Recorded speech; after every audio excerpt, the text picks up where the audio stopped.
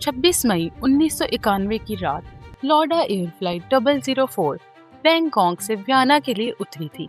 Aircraft एक modern Boeing 767 था। सब कुछ बिल्कुल नॉर्मल चल रहा था कि अचानक कॉकपिट में एक छोटा सा मैसेज अपीयर हुआ। Left thrust reversal system advisory. ये कोई इमरजेंसी वार्निंग नहीं थी। मैनुअल के मुताबिक फ्लाइट कंटिन्यू की जा सकती थी।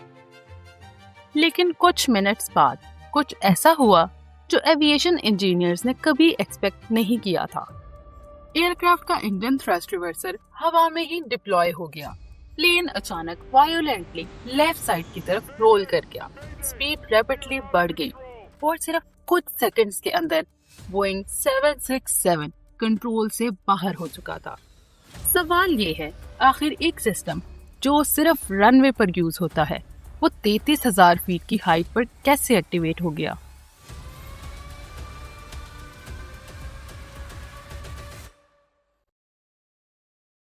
दोस्तों, AC आवर में आप सबको खुशामदीद।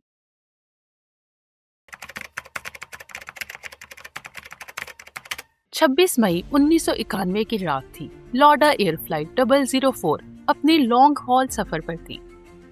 ये शेड्यूल्ड पैसेंजर फ्लाइट असल में हांगकांग से वियना जा रही थी और बैंकॉक थाईलैंड इसका इंटरमीडिएट स्टॉप था। बैंकॉक से टेक ऑफ के बाद एयरक्राफ्ट को यूरोप की तरफ रवाना होना था। एयरक्राफ्ट था बोइंग 767-300ER। इस फ्लाइट में टोटल 223 लोग मौजूद थे। जब ये एयरक्राफ्ट बैंकॉक से उतरा, किसी को अंदाजा नहीं था कि चंद मिनट बाद ये एक खौफनाक हादसे का शिकार होने वाला है।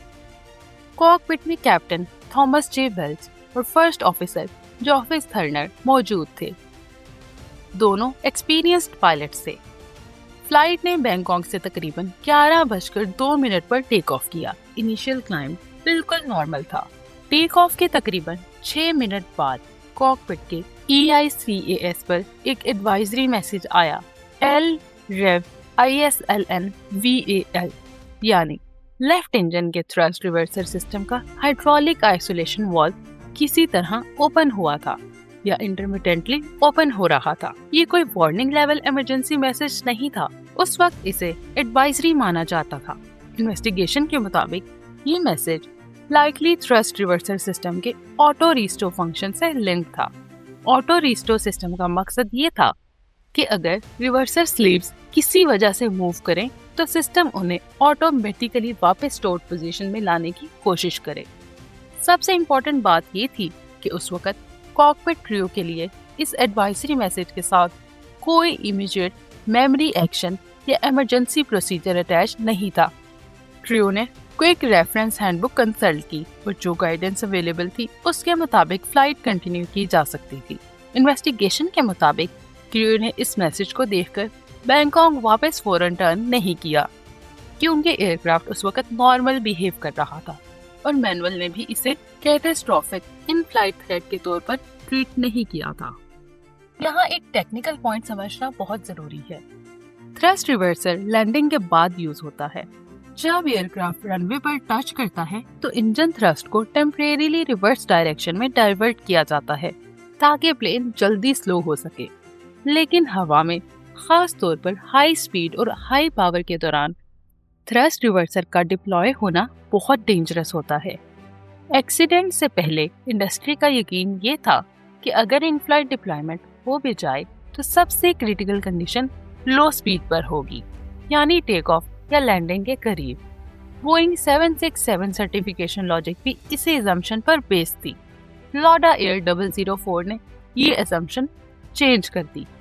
इन्वेस्टिगेशन से पता चला कि बोइंग 767 जैसे डिजाइन्स में जहां इंजन विंग के बहुत करीब और लीडिंग एज के आगे की तरफ माउंटेड होता है, high speed thrust reversal deployment से रिवर्स एफ्लेक्स विंग के ऊपर सरफेस पर जा सकती है।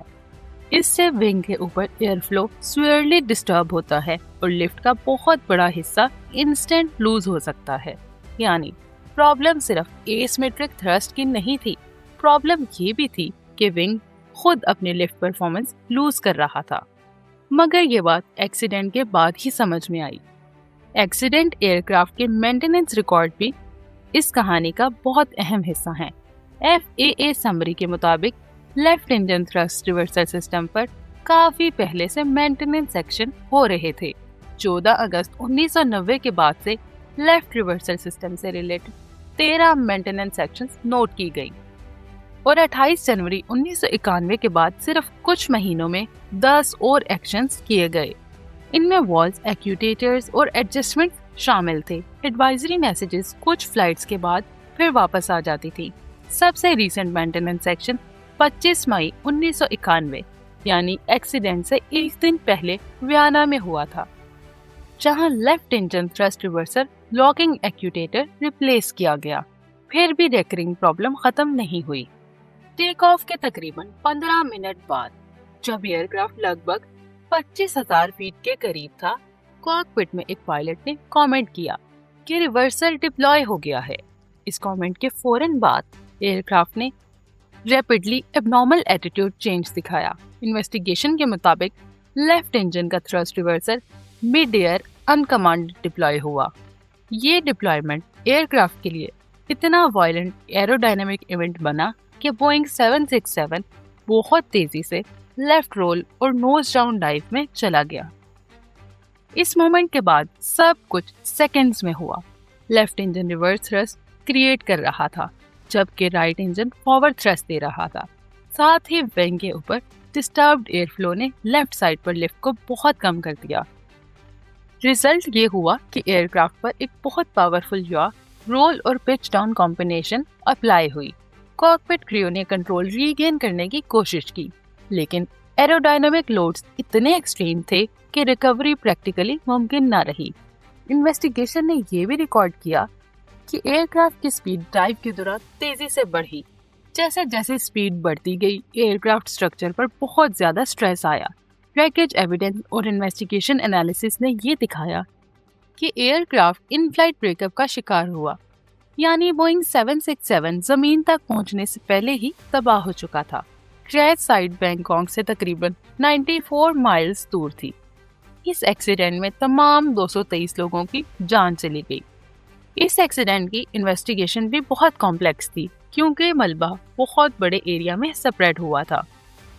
इन्वेस्टिगेशन के बाद कंक्लूड ये किया गया कि इसका possible cause left engine thrust reversal का अनकमांडेड इन फ्लाइट डिप्लॉयमेंट था और उसके साथ thrust reversal fail safe design में शॉर्टकमिंग्स, सर्टिफिकेशन असम्पशन की कमी और फ्लाइट क्रू प्रोसीजर्स का इनएडिक्वेट होना भी कंट्रीब्यूटिंग फैक्टर्स थे।